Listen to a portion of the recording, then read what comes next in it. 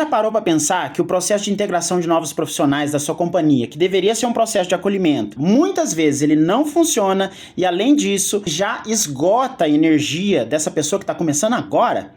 É verdade, isso acontece muitas vezes e nós, como profissionais de TI&D e recursos humanos, a gente tem que pensar muito nisso, porque afinal de contas a gente tem um desejo muito nato na gente de querer colocar todas as informações para o colaborador dentro desse processo de integração.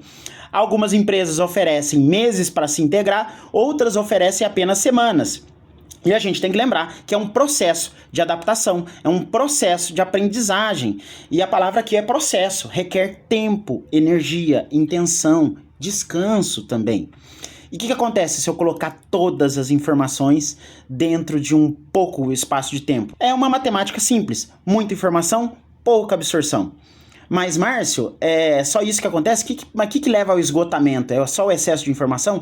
Não, é tudo que acontece também dentro da cabeça desse colaborador. A gente tem que pensar nisso também, nesse lado, no lado psicológico de tudo isso. Porque o colaborador, ele está passando por um processo de adaptação, isso gera estresse naturalmente, assim como o aprendizado gera estresse naturalmente, e ele tem que lidar com muitas expectativas, muita ansiedade por querer aprender tudo. Muitas vezes ele tem que performar ainda aprendendo, e muitas vezes o processo de integração é tão longo, é tanta informação, que ele não consegue ter sensação de que ele está progredindo.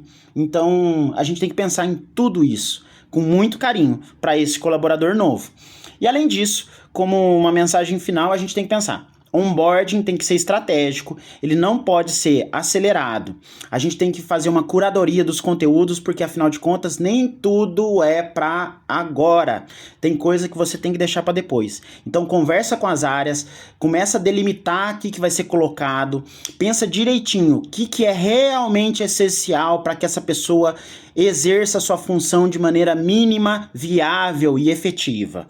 Então você começa a selecionar e deixa algumas coisas para depois. E aí a gente começa a entregar algo mais estruturado, com tempo, né, com organização, conteúdos com organização, de maneiras mais dosadas, né? E por fim, a gente cria um onboarding que acolhe.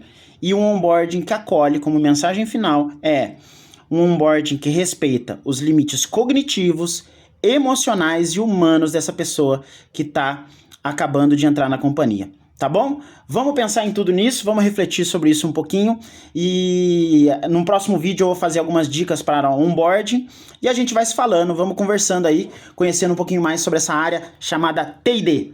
Tá bom? Forte abraço e até mais.